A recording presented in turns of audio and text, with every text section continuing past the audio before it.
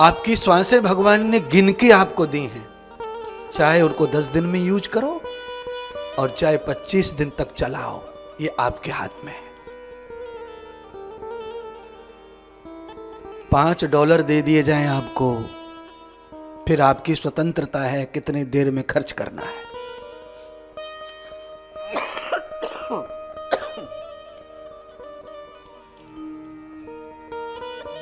गिनती की श्वास है,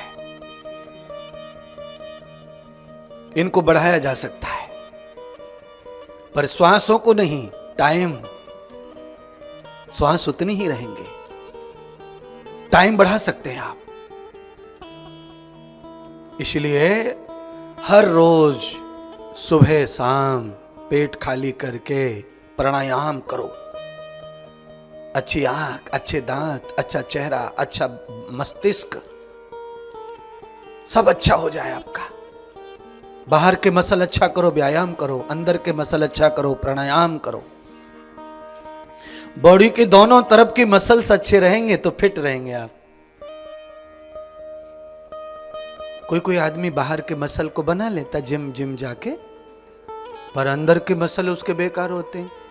जिम जाने वाले आदमी की श्वास बहुत तेज चलती है, फास्ट हो जाता, उसकी उम्र कम हो जाती है जिम वाले की, क्योंकि वो ज्यादा श्वास लेता है। वो जो भी एक्सरसाइज करता है उसमें अत्यधिक श्वास लेनी पड़ती है। जैसे चढ़ाई पर गाड़ी को लोड आता है तो वो अपने आप एक्सीलेटर पकड़ने लगती है। अगर एक्सीलेटर कम हुआ है तो गाड़ी तेज नहीं जाएगी, ऊपर चढ़ेगी नहीं, रुकेगी। तो अपने आप बॉडी एक्सेप्ट करती है एक्सीलेटर को, श्वास को, स्वयं ही श्वास बढ़ जाती है। आप दौड़ेंगे तो पता चलेगा कि आप नहीं ले रहे तो भी लेनी पड़ रही है श्वास। और कभी कभी तो दौड़ते दौड़ते नाक भी फेल हो जाती है, मुंह से लेना पड़ता है। इतनी ज्यादा जरूरत पड़ती है अंदर मशीन को हवा की कि मुंह फाड़ फाड़ के लेना पड़ता है। तो ये ऑटोमेटिक है, सब आपका इंजन स्वयं मांगता है और वो उसी तरह देना है।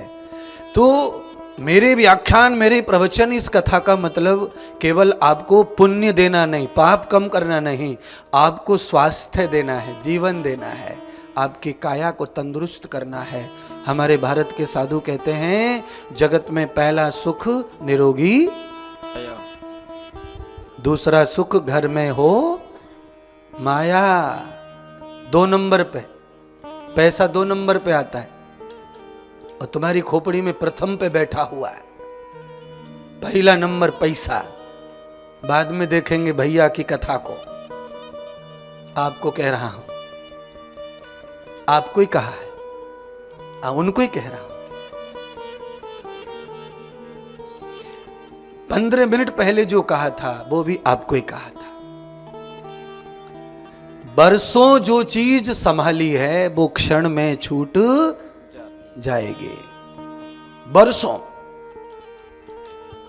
और उसमें हमारा कोई हिस्सा नहीं है, हक नहीं है।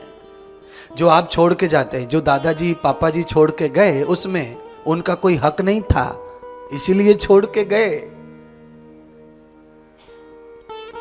आप लोग क्या कहते हैं, दाने दाने पे लिखा है वाले का नाम। हाँ, इसीलिए मैं आपको ये बताना चाहता हूं कि हम लोग एयरपोर्ट पे जाते हैं तो कुछ पार्सल ऐसे होते हैं जो हाथ में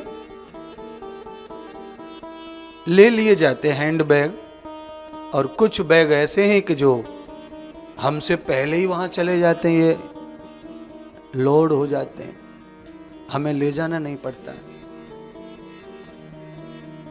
तो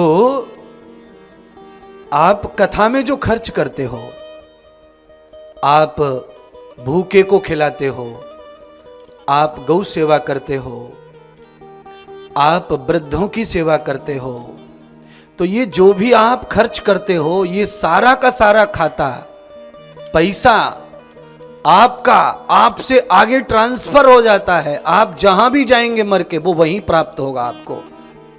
आपको हाथ में लटका के नहीं ले जाना है कुछ। पर जो कुछ भी आप यहां अपने लिए जमा करते हो अपने नाम से, उसमें एक भी कौड़ी आपकी नहीं है। तो यहां अनर्थम न विबतो न सर्वः। जो आप दान कर लेते हो, जो कथा कर लेते हो, सत्संग कर लेते हो, धार्मिक अनुष्ठान कर लेते हो, यज्ञ कर लेते हो, सिर्फ वही तुम्हारा है, ये गारंटी से लिख लो इसको जीवन में, और रोज इसी को रिपीट कर करके सुनो।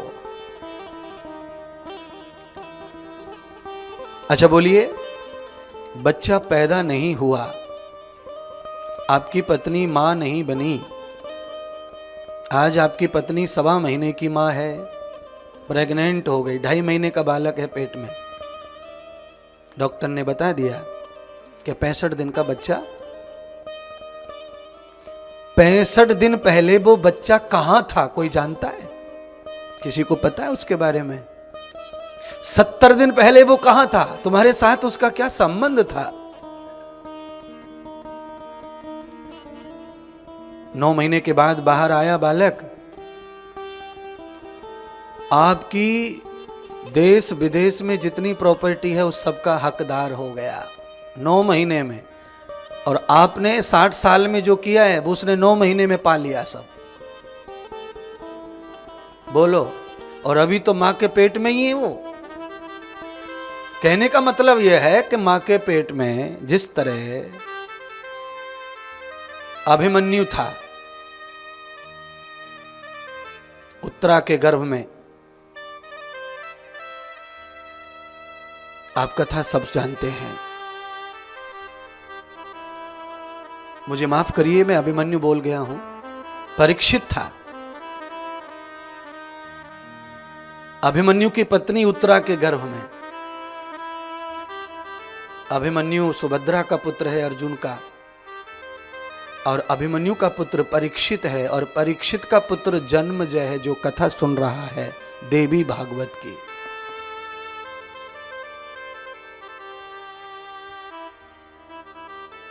तो परीक्षित मां के पेट में 1.25 महीने के थे, तभी अभिमन्यु को चक्रव्यूह में युद्ध में बलिदान हो गया।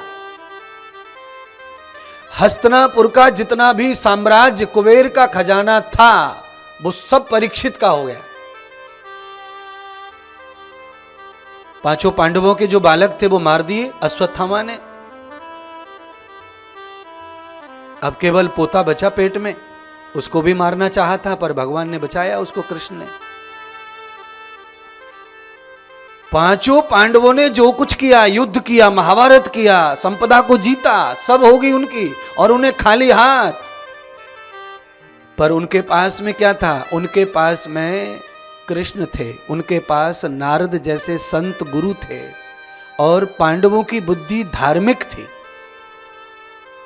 तो पांडवों ने नारद जी के कहने से सारी संपदा को स्वयं छोड़कर हिमालय की यात्रा कर दी। तो ये हो गया स्वेच्छा त्याग। जो व्यक्ति स्वेच्छा से त्याग करता है माया का, मोह का, धन दौलत का, उसको भगवान के चरण प्राप्त होते हैं, उसको अच्छी मृत्यु प्राप्त होती है। और मृत्यु पर्यंत जो लोग माया का, धन का लोभ लेकर के मरते हैं, तो उसके लिए संत लिखते हैं, अंत गता सो मता, अंत मति सो गति। अंतिम समय जिस तरह की मति होती है, बुद्धि, विचार, उस तरह की ही गति होती है। इसलिए हमारे हिंदू धर्म में मरने वाले को गीता सुनाई जाती है, पुराण सुनाए जाते हैं, गंगा जल पिलाया जाता है, राम धुन सुनाई जाती है, क्योंकि ये आदमी अच्छा नहीं था। मरते मरते इसके दिमाग में कुछ अच्छा घुस जाए तो इसकी दुर्गति रुक जाए और सदगति हो जाए।